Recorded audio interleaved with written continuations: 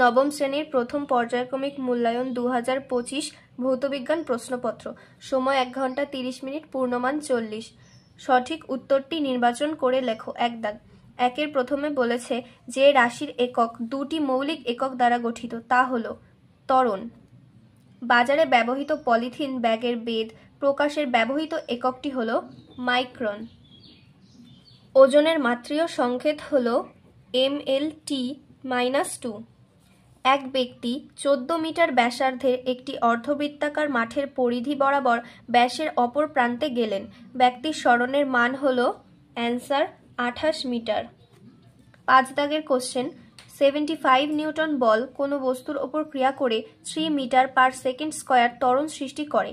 বস্তুটির ভর হলো 25 কিগ্রা। সর্বপ্রথম পারমাণবিক মডেলের প্রস্তাব করেন বিজ্ঞানী রাদারফোর্ড। 7 দাগ। নিউক্লাইডগুলির মধ্যে কোন জোড়টি আইসোটোনকে নির্দেশ করছে? Answer option C Si3014 P3115। 8 দাগ। বেরিলিয়াম 2 আয়ন এর সমসংখ্যক ইলেকট্রন যুক্ত যেটি সেটি হলো লিথিয়াম প্লাস। এবার 2 দাগের কোশ্চেনে কি বলেছে দেখো, নিম্নলিখিত প্রশ্নগুলির অতি সংক্ষিপ্ত উত্তর দাও।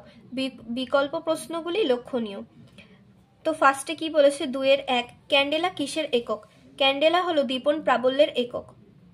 আয়তন মাপার জন্য কোন যন্ত্র ব্যবহার করা হয়?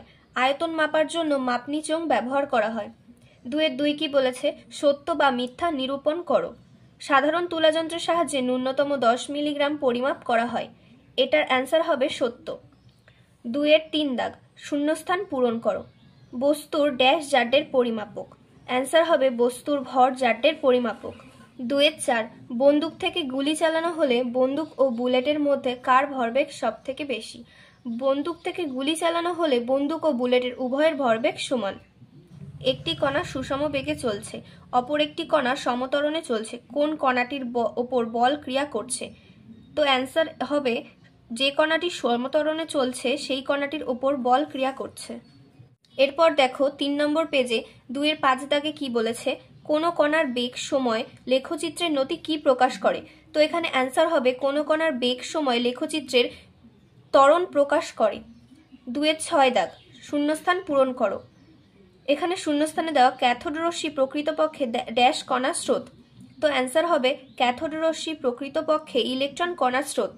2-7 দাগ। পরমাণু কি ধরনের বর্ণালী সৃষ্টি করে? অ্যান্সার হবে পরমাণু রেখাযুক্ত বর্ণালী সৃষ্টি করে। এরপর 3 দাগের কোশ্চেনগুলো দেখে নাও।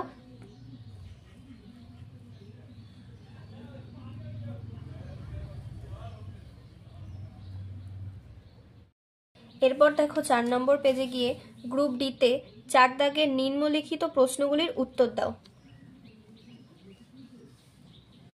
তো আজকের ভিডিও এখানেই শেষ করছি। যদি ভিডিওটি তোমাদের ভালো লেগে থাকে তাহলে লাইক, কমেন্ট এবং বন্ধুদের শেয়ার করো।